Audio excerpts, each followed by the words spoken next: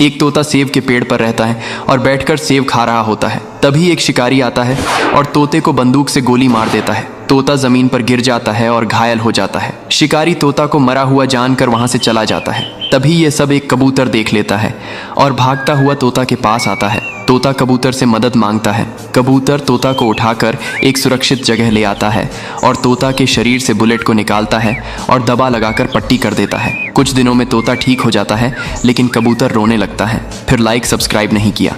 किसान शहर से एक नारियल का पौधा लाता है और बंदर नदी से पानी भरकर लाता है। फिर किसान एक गड्ढा खोदता है और उसमें नारियल के पेड़ को लगा देता है। फिर उसे बहुत सारा पानी डालता है। अब कुछ दिनों में बहुत सारे नारियल के फल लगाते हैं। बंदर और किसान नारियल को तोड़ते हैं और पटरी पर झूलते हुए नारियल का जूस पीते हैं। तभी एक भालू आता है और नारियल के पेड़ को उखाड़कर तोड़ देता है। यह देखकर किसान रोने लगता है। फिर लाइक सब्सक्राइब नहीं किया। मुर्गी और मुर्गी के बच्चे भूख के कारण उदास बैठे हैं। तभी वे खाना की तलाश में निकल जाते हैं, लेकिन दूर दूर तक बस बंजर जमीन होती है। फिर मुर्गी और उसके बच्चे शहर चले जाते हैं और सड़क के किनारे बैठकर भीख मांगने लगते हैं, लेकिन कोई भी खाने को नहीं देता है। इसलिए मुर्गी अपने बच्चों को भूखा देखकर रोने लगती है। तभी एक भला इंसान मुर्गी को कुछ पैसे देता है। अब मुर्गी और उसके बच्चे एक समोसे के दुकान से समोसा लेते हैं और फिर एक शांत जगह पर बैठकर समोसा खाने लगते हैं।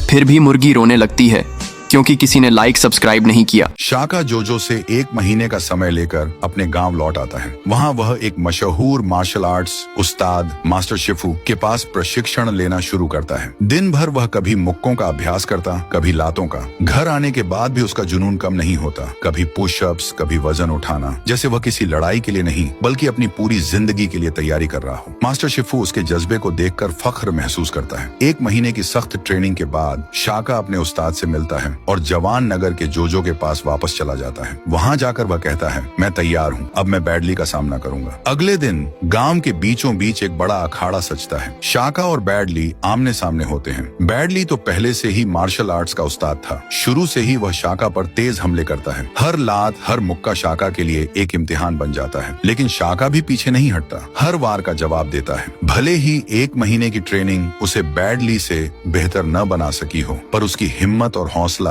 किसी से कम नहीं था। लड़ाई लंबी चली, लेकिन आखिर में बैडली का तजुर्बा भारी पड़ता है। वह शाका को गिरा देता है और जीत जाता है। जोजो खुश हो जाता है क्योंकि अब उसके हिसाब से शबनम की शादी उसके पसंदीदा लड़के से हो सकती थी। लेकिन दूसरी तरफ शबनम के आंसू रुकते नहीं। तब सबको हैरान करते हुए बैडली शाका के पास आता है। उसका हाथ पकड़कर कहता है, तुमने हार कर भी सबका दिल जीत लिया। शाका, शबनम तुम्हारी है। वो शबनम का हाथ शाका को थमा देता है। जोजो, जो पहले मुखालिफ था, खामोश हो जाता है। शाका बैडली का शुक्रिया अदा करता है और फिर पूरे गांव की दुआओं के साथ शाका और शबनम की शादी हो जाती है। ये है भूला, जो झोलनपोर का रहने वाला है। क्योंकि वह शाका का दोस्त है, इस वजह से हलवापोर और झोलनपोर के लोगों में काफी गहरी दोस्ती है और एक दूसरे से बहुत प्यार करते हैं। चूंकि भूला बहुत अमीर है, इसलिए वह शाका के कहने पर हलवापोर में एक फैक्ट्री बनाता है ताकि हलवापोर के लोगों को रोजगार मिल सके। शाका और भूला की दोस्ती की लोग मिसाल देते थे कि दोस्त हो तो ऐसा। इसी वजह से तीसरे गाँव जवान नगर का सरपंच बिजली सिंह बहुत जलता था। वह कुछ लोगों के साथ मिलकर शाका और भूला की दोस्ती तोड़ने का फैसला करता है और भूला की हलवापोर वाली फैक्ट्री में रात को आग लगवा देता है, जिसकी वजह से हलवापोर के भी कुछ घरों में आग लग जाती है। शाका और भूला लोगों को तो बचा लेते हैं, लेकिन फैक्ट्री और घर जलकर राख हो जाते हैं। अगले दिन बिजली सिंह झोलनपोर आता है और भूला से कहता है, भूला, मुझे लगता है कि किसी हलवापोर गांव के आदमी ने जानबूझकर फैक्ट्री में आग लगाई थी ताकि हलवापोर से तुम्हारा कारोबार खत्म हो जाए। ये सुनकर भूला गुस्से में आ जाता है और पूछता है, बिजली सिंह, तुम किसकी बात कर रहे हो? बिजली सिंह डरते हुए कहता है, तुम मानो या न मानो,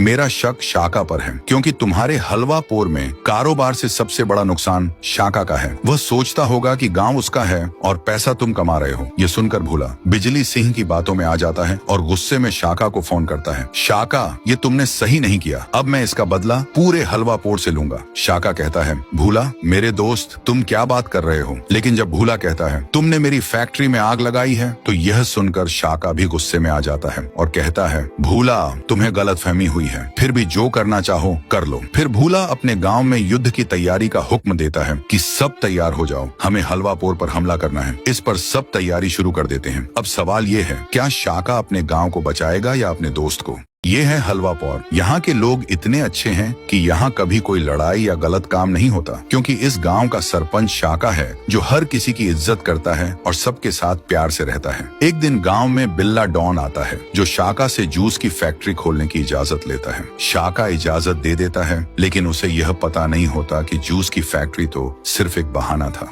असल में बिल्ला डॉन एक बड़ा गन डीलर था जो दूसरे मुल्क में गन स्मगल करता था। उसने पौर इसलिए चुना क्योंकि सबको पता था कि यह गांव के लोग बहुत अच्छे हैं और यहाँ पुलिस कभी आती ही नहीं थी, क्योंकि जरूरत ही नहीं होती थी। फैक्ट्री बनाने के बाद बिल्ला डॉन अपना स्मगलिंग का काम शुरू कर देता है, जिसकी किसी को खबर तक नहीं होती। फिर एंट्री होती है इंस्पेक्टर शेर सिंह की, जो एक गैंगस्टर को पकड़ता है। वह गैंगस्टर शेर सिंह को बताता है कि उसे गन्स हलवापोर से स्मगल करके दी गई थी, लेकिन वह स्मगलर का नाम नहीं जानता। यह सुनकर शेर सिंह शॉक्ड हो जाता है और अपनी पुलिस फोर्स के साथ हलवापोर पहुंचता है। वहां वह शाका से मिलता है और कहता है, शाका, मुझे खबर मिली है कि तुम्हारे गांव से कोई गन्स स्मगल कर रहा है। यह सुनकर शाका भी शॉक्ड हो जाता है और शेर सिंह से कहता है, तुम अभी जाओ, मैं सुबह तक स्मगलर को तुम्हारे सामने ले आऊंगा। मुझे एक दिन का टाइम दो, वरना हमारे गांव का नाम खराब हो जाएगा। तो अब सवाल ये है, क्या शाका बिल्ला डॉन को बेनकाब कर पाएगा या नहीं?